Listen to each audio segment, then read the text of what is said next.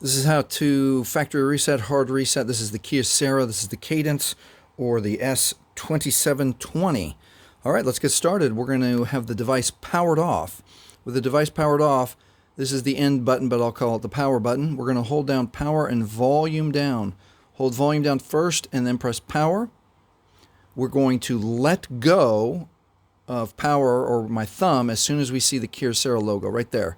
Keep holding volume down until the Android recovery menu shows up right there. All right. Now with the center buttons, we're going to scroll down to wipe data factory reset, and we're going to press center button OK with power, or OK with center. Now wipe all user data. This cannot be undone.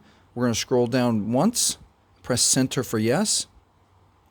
Now we're going to wait for the confirmation that the data wipe is complete, and now we can press center again to reboot the system. And that is how you factory reset, hard reset, Kyocera Cadence S2720. Hey, if this has helped you, please like, please subscribe. Thank you for watching.